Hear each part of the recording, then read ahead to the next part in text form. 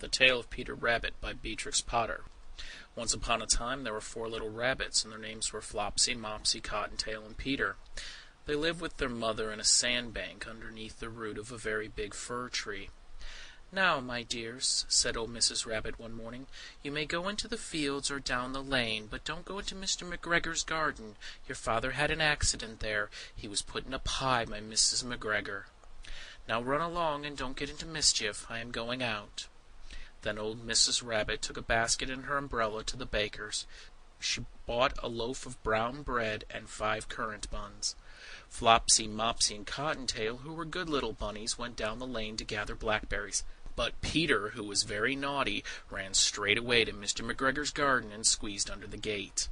First he ate some lettuce and some French beans, and then he ate some radishes. And then, feeling rather sick, he went to look for some parsley. But round the end of a cucumber frame, whom should he meet but Mr. McGregor? Mr. McGregor was on his hands and knees planting out young cabbages, but he jumped up and ran after Peter, waving a rake and calling out, "Stop, thief!"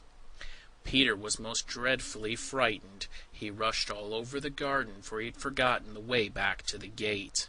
He lost one of his shoes among the cabbages, and the other shoe amongst the potatoes.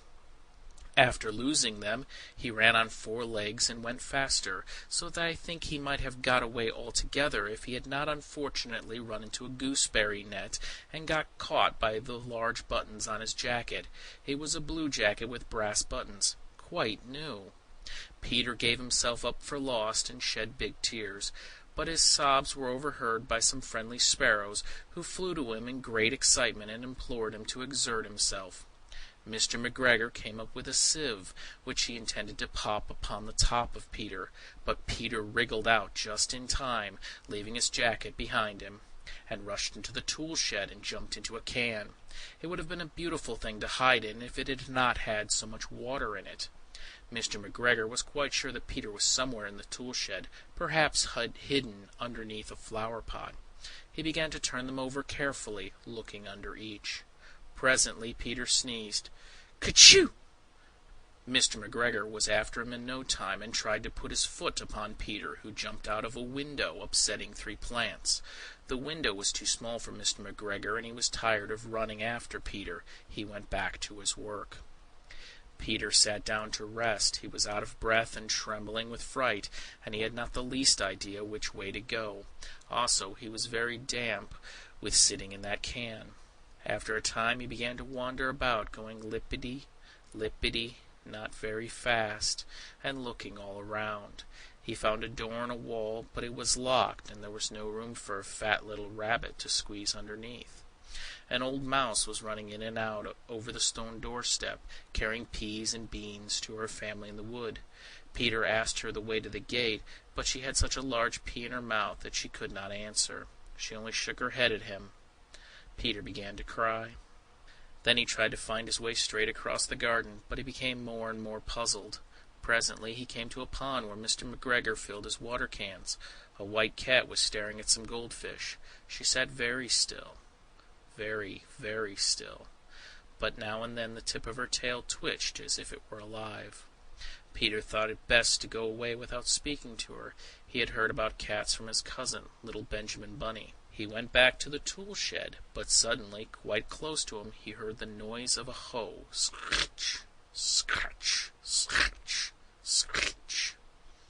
Peter scuttered underneath the bushes, but presently, as nothing happened, he came out and climbed upon a wheelbarrow and peeped over. The first thing he saw was Mr. McGregor hoeing onions. His back was turned towards Peter, and beyond him was the gate.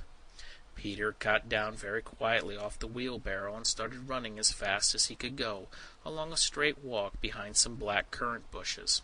Mr. McGregor caught sight of him at the corner, but Peter did not care. He slipped underneath the gate and was safe at last in the wood outside the garden. Mr. McGregor hung up the little jacket and the shoes for the scarecrow to frighten the blackbirds. Peter never stopped running or looked behind him till he got home to the big fir tree. He was so tired that he flopped down upon the nice soft sand on the floor of the rabbit hole and shut his eyes. His mother was busy cooking. She wondered what he had done with his clothes. It was the second little jacket and pair of shoes that Peter had lost in a fortnight. I am sorry to say that Peter was not very well during the evening. His mother put him to bed and made some chamomile tea, and she gave a dose of it to Peter. 1 tablespoonful to be taken at bedtime. But Flopsy, Mopsy, and Cottontail had bread and milk and blackberries for supper. The end.